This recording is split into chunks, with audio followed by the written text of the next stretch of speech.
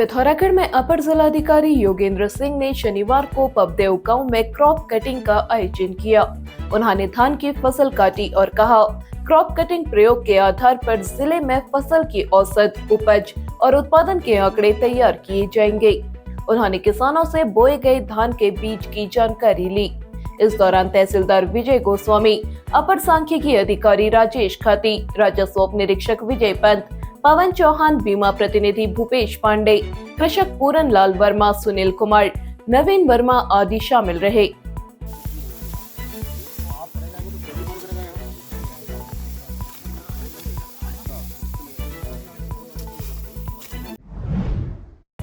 पिथौरागढ़ में 20 अस्पताल और पुनेड़ी गांव को जोड़ने वाली सड़क खस्ताहाल हो गई है।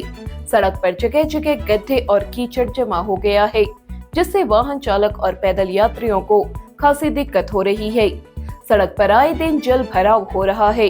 स्थानीय निवासी दीप जोशी ने कहा, प्रशासन से कई बार इस समस्या के समाधान की मांग की जा चुकी है, लेकिन अब तक कोई पहल नहीं हुई। उन्होंने कहा, मरीज और ग्रामीणों की दिक्कत को देखते हुए सड़क को अविलंबित ठीक कराया जाए।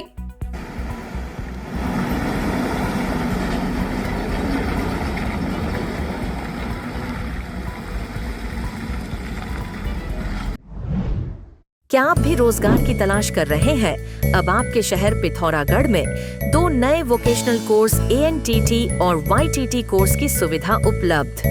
कोर्स ऑनलाइन तथा ऑफलाइन दोनों ही माध्यम से उपलब्ध। कोर्स के बाद प्राइवेट और सरकारी जॉब के अवसर। अधिक जानकारी के लिए नीचे दिए गए नंबर पर संपर्क करें।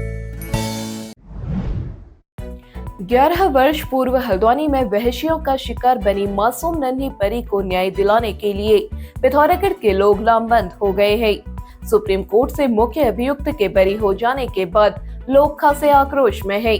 लोगों ने सरकार से मांग की है कि इस मामले को फिर से सुप्रीम कोर्ट के सामने रखा जाए।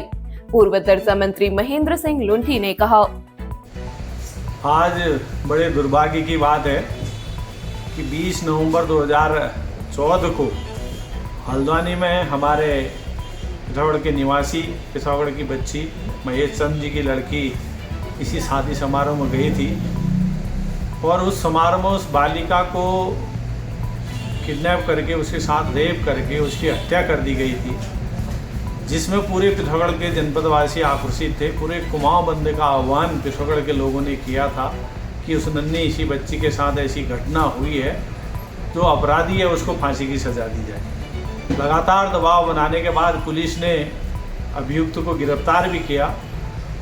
हाईकोर्ट ने उसको फांसी की सज़ा भी दी, लेकिन आज पता चल रहा है कि सुप्रीम कोर्ट से ऐसे अपराधी को बरी कर दिया गया है जिसको फांसी की सज़ा हुई थी। बड़े दुर्भाग्य की बात है कि जो सरकार के हमारे अधिवक्ता हैं, जो सुप्रीम कोर्ट में, वो अच्छी तरह पैरवी नहीं कर पाए। शायद आज ऐसे अपराधी तभी छूट रहे हैं। आने वाले समय में हमारी ये मांग है कि जो सरकार के सुप्रीम कोर्ट के अधिवक्ता हैं वो अच्छी सी पैरवी करें, सरकार अच्छी सी पैरवी करे, जिससे उसको पुनः फांसी की सज़ा हो, उसकी बरकरार रखी जाए और हमारे नन्ही बच्ची को न्याय मिल सके, हमारे पिथौरागढ़ जनपद के लोगों को न्याय मिल सके, उस बच्ची को न्याय मिल सके। पिथौरागढ़ जिले में डीडीहाट विकास खंड के समस्त प्रधानाचार्य और प्रधानाध्यापकों ने आज अपने पदभार छोड़ दिए हैं। राजकीय शिक्षक संघ की डीडीहाट इकाई के अध्यक्ष आन सिंह रावत ने बताया, राजकीय शिक्षक प्रधानाचार्य के रिक्त पदों को भरने, पदोन्नति देने आदि मांगों को लेकर आंदोलन कर रहे हैं। यह फैसला इसी के तहत लिया गया है। उन्होंने इस संबंध में खंड शिक्षा अधिकारी को पत्र सौंप दिया है। चंपावत से टनकपुर आवागमन करने वाले छोटे वाहनों के लिए मार्ग खुला हुआ है। मार्ग की स्थिति को देखते हुए फिलहाल बड़े वाहनों के आवागमन पर रोक लगाई गई है। चंपावत पुलिस के मुताबिक चंपावत से टनकपुर के लिए जाने वाले वाहन सुबह 8 बजे से शाम 7 बजे तक जा सकते हैं। शाम 7 बजे बाद सभी तरह के वाहनों पर प्रतिबंध रहेगा। टनकपुर से आने वाले वाहन सुबह 7 बजे से शाम 6 बजे तक चंपावत की ओर आ सकेंगे।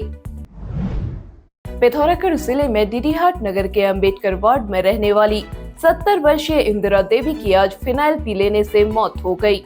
पुलिस ने मृतका का पंचनामा भरकर शव पोस्टमार्टम के लिए जिला मुख्यालय भेज दिया है। मिली जानकारी के अनुसार मृतका लीवर की समस्या से ग्रस्त थी और इसी के चलते उन्होंने यह कदम उठाया। अब आप पिथौरागढ़ व उत्तराखंड की सभी खबरें डिटेल में NIN पोर्टल में पढ़ सकते हैं। न्यूज इंडिया नेपाल पोर्टल अब एक नए अंदाज में।